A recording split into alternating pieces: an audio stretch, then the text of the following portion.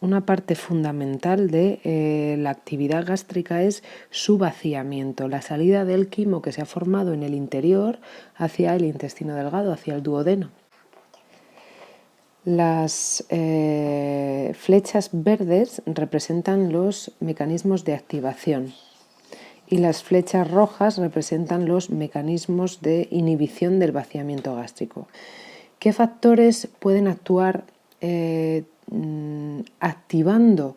Uno de esos factores es el factor desencadenado por señales nerviosas procedentes del sistema nervioso central.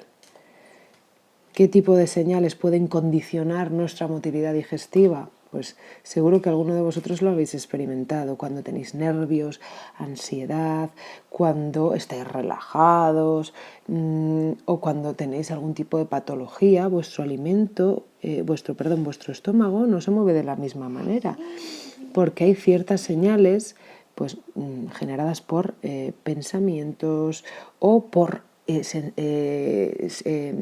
percepciones sensitivas que nos vienen de nuestros órganos de los sentidos. Pues cuando estamos oliendo un alimento que nos encanta o cuando estamos viendo un alimento que nos encanta, pues se producen señales que llegan al estómago, ¿no? Esas señales son nerviosas y van desde digamos la corteza cerebral, desde el encéfalo, y lo que hacen es estimular mediante vías motoras del sistema nervioso parasimpático, estimular la musculatura lisa del estómago para que éste se contraiga con más intensidad.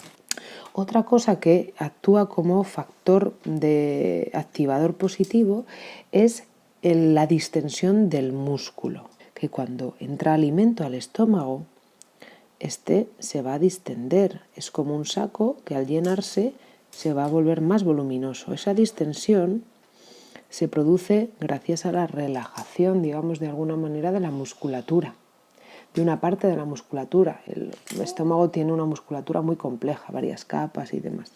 Entonces, cuando esa musculatura experimenta esa distensión, se genera una sensación detectada por unos propioceptores, por ejemplo, unos receptores que detectan que el estómago se está llenando, está entrando alimento y eso determina una señal nerviosa sensitiva que viaja al sistema nervioso central, viajaría también al sistema nervioso central y el sistema nervioso central enviaría otra respuesta motora. ¿Qué respuesta? Oye, la de poner en marcha el sistema de propulsión. Vamos a hacer más activo el peristaltismo estomacal porque se está llenando de alimento, lo estamos notando por la distensión del músculo. Finalmente, hay otro factor que ya no es un factor nervioso en sí mismo, sino que es un factor hormonal y viene mediado por la hormona denominada gastrina. Esta hormona gastrina es una hormona que es secretada por glándulas presentes en la propia pared del estómago. Entonces esa gastrina se secreta cuando aumenta la distensión del estómago, cuando se distiende la musculatura y cuando hay alimento obviamente presente en el estómago y actúa de forma paracrina. ¿Qué significa de forma paracrina? La acción paracrina es la que se lleva a cabo en tejidos o en células cercanas al lugar de secreción. Entonces la gastrina se secreta desde las propias paredes del estómago y actúa en las propias paredes del estómago a través de receptores y demás, con la finalidad exactamente la misma que los otros dos factores que hemos comentado antes, que es impulsar, hacer más intensas las contracciones de peristaltismo estomacal. Por otra parte, vamos a encontrar una serie de factores o situaciones en las cuales vamos a experimentar una inhibición, digamos, o inactivación del vaciamiento gástrico. ¿Qué situación será esa? Pues esa situación será el momento en el que el tubo digestivo, el intestino delgado, la primera parte del intestino delgado esté cargado de alimento y tiene mucho trabajo, tiene que absorber nutrientes, absorber agua, vitaminas, electrolitos.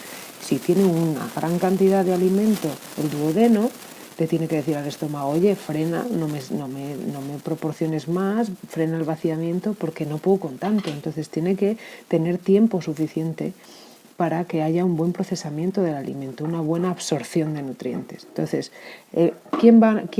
¿quién le va a decir al estómago que tiene que frenar un poco la salida de alimento? Principalmente las señales generadas dentro del duodeno. Estas flechas de color rojo nos dicen que en el duodeno hay unos receptores que van a detectar, por una parte, el pH. Cada vez que sale quimo del estómago, el intestino, la primera parte del intestino lo nota, porque como el quimo es muy ácido y tiene detectores o receptores para detectar la acidez, de repente nota o detecta mediante vías sensitivas, detecta un aumento de la acidez. Es esto de aquí. Por otra parte, nos van a detectar pues la cantidad de solutos, digamos, la cantidad de alimento que hay. Por otra parte, esos receptores van a detectar la cantidad de aminoácidos procedentes de las proteínas. Y hay más.